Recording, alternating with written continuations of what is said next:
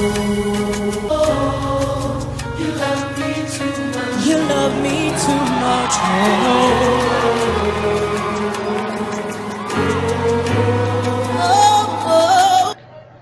Chers auditeurs, que Dieu vous bénisse. Je suis encore sur ce plateau réellement pour vous expliquer et vous annoncer un autre enseignement pour que vous puissiez vous abonner encore plus. Et le thème que je vais toucher, c'est-à-dire que vous enseigner pour les jours futurs, les chiens, les pasteurs et les chrétiens chiens baoulés. Les pasteurs et les chrétiens chiens baoulés. Ce n'est pas pour insulter nos frères baoulés, mais c'est pour réellement vous expliquer quelque chose de très important. Nous allons prendre les Écritures. Dans le livre d'Ésaïe 56, à partir du verset 10. Ésaïe 56, à partir du verset 10 jusqu'au verset 11. Il est écrit: ces gardiens sont tous aveugles, sans intelligence. Ils sont tous des chiens muets, incapables d'aboyer. Ils ont des rêveries, se tiennent couchés, aiment à sommeiller. Verset 11. Et ce sont des chiens voraces, insatiables. Ce sont des bergers qui ne savent rien comprendre. Tous suivent leur propre voie, chacun selon son intérêt, jusqu'au dernier.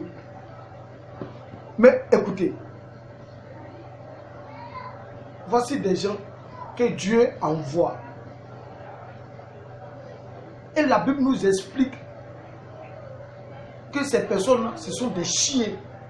Ils sont aveugles, c'est-à-dire qu'ils sont ignorants.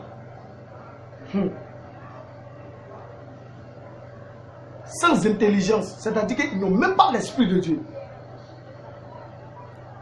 Ils sont incapables d'aboyer. Pourquoi? À quel moment le chien aboie? Le chien aboie lorsqu'il y a un danger. Mais un chien qui est incapable d'aboyer, ce n'est qu'un chien baoulé. Après avoir fini de manger, bon, il est couché là, il regarde. Aucune force, il ne réagit pas. Voici comment le Seigneur attribue le mot chien à tous ces bergers sans intelligence, aveugles. Nous allons encore toucher un point, un verset, réellement pour que vous puissiez comprendre. Philippiens chapitre 3, verset 18 et le verset 19. Il est écrit: car il y en a plusieurs qui marchent en ennemi de la croix de Christ. Je vous en ai souvent parlé, et j'en parle maintenant encore en pleurant. Leur fin sera la perdition. Ils ont pour Dieu leur ventre. Ils mettent leur gloire dans tout ce qui fait leur honte. Ils ne pensent qu'aux choses de la terre. Et voici encore ce que l'Écriture dit, pour finir, de ces mêmes bergers aveugles, sans intelligence. 1 Timothée, chapitre 4, verset 1.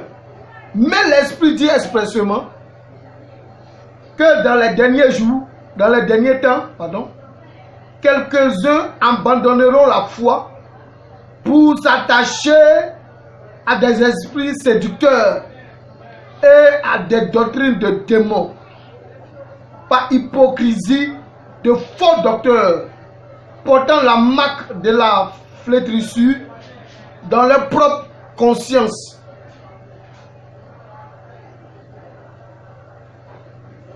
Voyez, ce sont les esprits séducteurs. La Bible dit qu'ils sont hypocrites, sont sans intelligence. Ils sont sans intelligence. Et voilà, nous sommes à la fin de notre petite partie. Ce n'est qu'un petit commencement, un grain de sel. Les jours à venir, je vais détailler de Genèse jusqu'à Apocalypse. Quels sont ceux-là? dont la Bible parle, des faux pasteurs qui sont incapables, tous ceux-là qui enseignent des choses. Mon frère Sadikim, Cheikh Sadikim, il a touché des points. Il a touché des points. Ce matin, j'ai intervenu sur la Trinité. Il a parlé des faux pasteurs.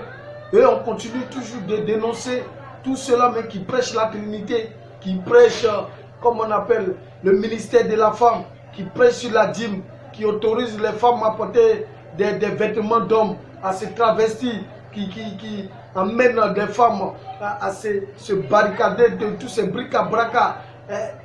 La beauté, rendez-vous belle, messieurs, de n'importe quoi, mes frères, mes soeurs.